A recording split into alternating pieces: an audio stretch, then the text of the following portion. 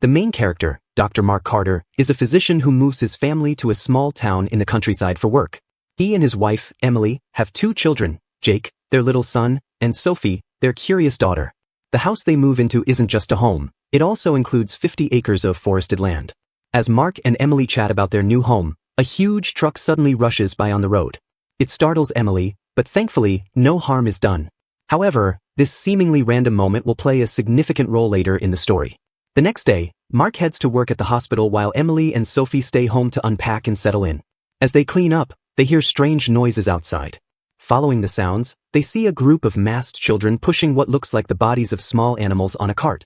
Emily is disturbed but assumes they are holding some sort of ritual for dead pets. Sophie, filled with curiosity, follows them but loses track when they disappear into the woods. As she explores, Sophie notices a worn-out wooden sign that reads, Pet Sematary. She continues walking and finds several small tombstones scattered around. A bit farther ahead, she spots a narrow, overgrown path blocked by a fallen tree. Before she can climb over it, an old man suddenly shouts at her. Startled, she falls back. The man, who introduces himself as Jed, is their only neighbor. He warns her not to wander too deep into the forest. While Jed and Sophie are talking, a blonde woman appears and scolds Jed, reminding him to keep an eye on the girl because this area isn't always safe. Meanwhile, across town, a young boy named Tyler has a terrible skateboarding accident and gets hit by a car. Mark, the doctor, rushes to help but, despite his best efforts, the boy doesn't survive. That night, Mark is deeply shaken. As he sits at his desk, the house lights start flickering eerily. He turns around and sees Tyler, who was supposed to be dead, sitting up and whispering his name. Mark gasps, but when he blinks, the vision disappears. Later that night, strange whispers call Mark's name. He wakes up and looks out the window, only to see a shadowy face staring back at him. The next moment, his front door creaks open on its own. A dark figure walks outside, motioning for him to follow. Without thinking, Mark steps out and finds himself in the dense forest. Through the mist, the figure leads him to the pet cemetery, where Mark sees the same blocked path that Sophie had found earlier. As he reaches out to touch the fallen tree, a cold, dead hand suddenly grabs his wrist. Mark wakes up in a panic. It was just a nightmare. But when he throws back the covers, he sees his feet are covered in mud. Was it really a dream? As he stumbles outside, Jed calls out to him urgently and leads him to the roadside. Mark recognizes the lifeless body of Sophie's beloved cat, Whiskers. Jed tells Mark that the kids in town talk about a place where the dead come back. Wanting to spare Sophie from heartbreak, Mark and Jed decide to secretly bury Whiskers.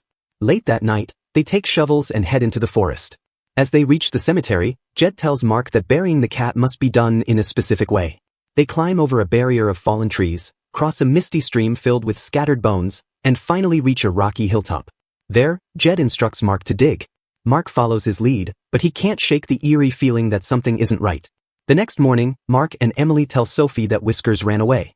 But Sophie insists that she saw her cat outside her window last night. Doubtful, Mark follows the trail of tiny paw prints leading to Sophie's closet. When he opens the door, he nearly collapses in shock. Whiskers is inside, alive. But something is wrong. Whiskers looks the same, but his eyes are cold, empty. Mark rushes to confront Jed, demanding an explanation. Jed simply shakes his head and warns Mark not to ask questions. That night, as Sophie is brushing Whiskers, the cat suddenly hisses and scratches her. Sophie runs away in fear. Concerned, Mark decides that Whiskers needs to go. Later, while Mark and Emily prepare for bed, they hear a noise. Whiskers is back, chewing on a dead bird. Disgusted and afraid, Mark throws the cat outside. But instead of running away, the cat just stares at him before slinking into the darkness. Later, Mark has another nightmare. This time, he finds himself walking through the woods again. A voice whispers, "You can't escape what's coming." Suddenly, Tyler, the boy who died in the accident, appears before him, his face twisted in pain. Mark wakes up gasping, drenched in sweat. The next day, Emily and Mark decide to throw a small birthday party for Sophie to lighten the mood. The children play hide and seek, and Sophie decides to hide near the roadside. Just as she turns around, she sees a large truck speeding toward her. At the last second, her little brother Jake runs out, trying to pull her away. Mark turns and sees Jake running toward the road. Reacting instinctively, he sprints and grabs his son just in time. But as the truck screeches to a halt, the horror unfolds. Sophie isn't so lucky. The scene turns to chaos. Mark and Emily fall to the ground, devastated, as they cradle their daughter's lifeless body. A few days later, they hold a quiet funeral. Overcome with grief, Emily decides to take Jake and stay with her parents for a while. At night, Mark went to Jed's place to drink out of boredom. Strangely, he barely paid attention to Jed and slipped sleeping pills into his own drink. Jed, already aware of what Mark was planning, warned him not to do it. Even if the little girl came back, things would never be the same. After a moment of silence, Jed went to sleep while Mark sat in his car, deep in thought. Eventually, he made his decision. He took the shovel and walked towards Sophie's burial site. He dug her up just like that. Meanwhile, Emily's son saw something unsettling and grew restless. He pointed in the direction of Tyler, who stood watching. His mother, Emily, turned to look but saw nothing. Yet, the boy insisted that Tyler was right behind them. Mark carried Sophie's body to the top of the mountain, dug a hole, and buried her there. That night, he lay in bed, anxiously waiting for her return. Suddenly, a strange noise echoed in the house. Mark sprang up and checked the door. No one was there. But when he looked down, he saw a trail of footprints leading toward the basement. Thinking his daughter was hiding in the room where the little cat used to sleep, he pulled back the curtain, only to find a mask resting there. Disappointed, he turned around, only to have Sophie suddenly appear behind him, screaming his name. Overcome with joy, Mark quickly cleaned the dirt off her body and dressed her in new clothes. But as he did, he noticed something disturbing. Her scalp was sealed shut. He brushed it off and put her to bed. The next day, Mark found Sophie had changed into dirty clothes again. When he approached her to ask why, she suddenly flew into a violent rage, smashing everything in the house. Mark tried to restrain her when his wife, Emily, called. Not wanting her to know what was happening, he ignored the call. Concerned, Emily asked Jed to check on Mark. When Jed knocked on the door, Mark refused to let him in, making up an excuse to send him away. Suspicious, Jed turned back and saw Sophie staring at him from the window. Fear gripped him, and he quickly locked his door when he got home. But later that night, a strange noise came from upstairs. Grabbing a needle for protection, Jed cautiously climbed the steps, scanning the darkened rooms. Just as he was about to go back down, he turned, and there was Sophie. He let out a shaky breath, thinking it was just his imagination, until she removed her mask. In that moment, she transformed into his wife.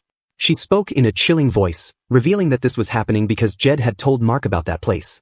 Before he could react, Sophie lunged at him with a knife, stabbing him repeatedly. Meanwhile, Mark realized Sophie was missing. He rushed to Emily's house, relieved to find their son safe. But Emily noticed the mud on his shoes and the blood on his hands. Suspicious, she demanded to know what he had done. Before he could answer, Sophie suddenly returned. Emily stared at her daughter in disbelief. Mark tried to explain everything, but Emily instinctively pushed Sophie away, grabbing her son and rushing upstairs. Mark followed, pleading with Emily to accept their daughter, but Emily knew this wasn't the same Sophie. She sensed something deeply wrong. As they argued, they realized Sophie was listening at the door. When Mark tried to follow Sophie, she slipped away. He assumed she had gone to Jed's house, but as soon as he turned his back, Sophie grabbed a kitchen knife. Later that night, Emily was about to rest when Sophie suddenly appeared and attacked her with the knife. Emily managed to block the first strike, but Sophie kept stabbing relentlessly. Injured and desperate, Emily threw her aside and ran, taking her son to another room. At the same time, Mark discovered Jed's lifeless body. The horrifying truth hit him. He never should have brought Sophie back. When he returned home, Emily was barely conscious, whispering for him to protect their son. But before he could react, Sophie stabbed Emily again, finishing what she had started. Panicked, Mark put his son in the car. But as he went back upstairs, Sophie knocked him out. When he regained consciousness, Emily was gone. Running downstairs, he found their son safe and exhaled in relief. Determined to find his wife, he went back to the pet factory alone, only for Sophie's voice to echo around him. Before he could react, she plunged a knife into his back. Mark collapsed in agony. But in the end, she was still a child. He quickly overpowered her. Just as he was about to strike the final blow, a steel rod suddenly impaled him from behind. The one who killed him was none other than Sophie's mother, Emily, now nothing more than a reanimated corpse. Mother and daughter gazed down at Mark's lifeless body before dragging him away. In the final scene, the little boy saw three figures, Mark, Sophie, and Emily, walking toward him.